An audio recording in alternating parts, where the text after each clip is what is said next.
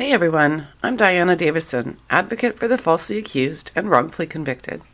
Now, I've been busy helping with a few cases that are going to trial soon, and one of the most frustrating things is trying to explain why compelling evidence of innocence might not be allowed in court. Most accused have to sit in silence waiting for their day in court and hoping the truth will come to light.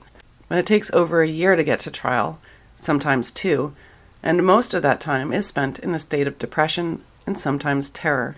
The shock of being falsely accused can make it really difficult for people to focus on collecting evidence. Sorting through months or years worth of text messages and emails can be really painful, only to be told by a lawyer that most of it can't be used because of rape shield laws. As one young man asked recently, "Why can't I tell my side of the story?" And there are some cases where if the accused provides the police with some evidence, the investigation might be closed without charges being laid. But that relies on the police and prosecutors being willing to fairly assess the evidence instead of warping the accusations around the defense material. And who's willing to take that chance? Most lawyers insist that you wait for your day in court. But with the new changes to rules of evidence in Canada, it's a whole different ballpark now. In the past, it was only evidence of prior sexual encounters that had to be approved in advance. Now it's anything of a sexual nature. Of course, in a sexual assault trial, almost everything in evidence will be of a sexual nature.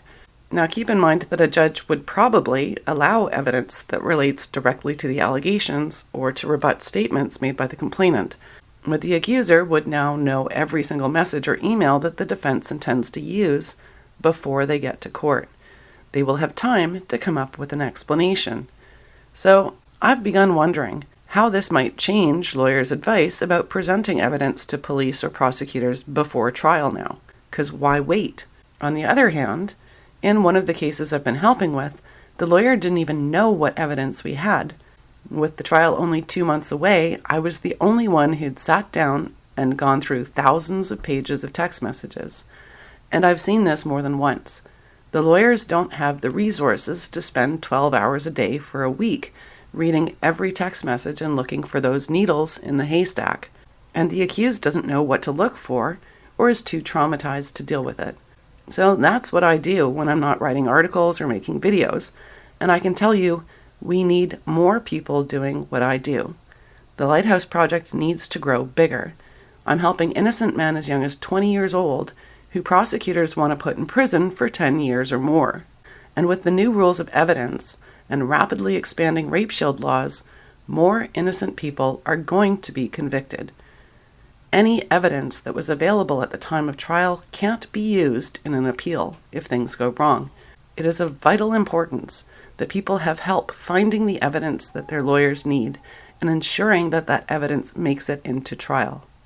It's been a long 2 weeks for me, but we found what we needed and we got it to his lawyer in time. Though I'm exhausted, what really makes me worry right now is wondering how many other innocent people aren't getting the help they need.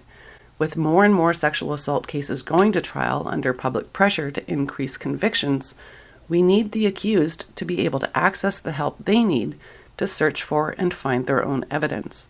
We need to do better. It is not a solution to speed up trials by eliminating protections against wrongful convictions. We are now eliminating the ability to submit evidence of innocence or effectively cross-examine an accuser. Maybe the next step will be to eliminate defense lawyers completely. Hell, why even bother with a judge? That'll increase and expedite convictions for sure. And that seems to be all the mob cares about anymore. They're willing to sacrifice the innocent. To them, it's all about numbers. It's not about people, and it's not about truth. Donate to the Lighthouse Project, because I need your help. Also, you can read my articles in the Post Millennial, and I'll put the links below.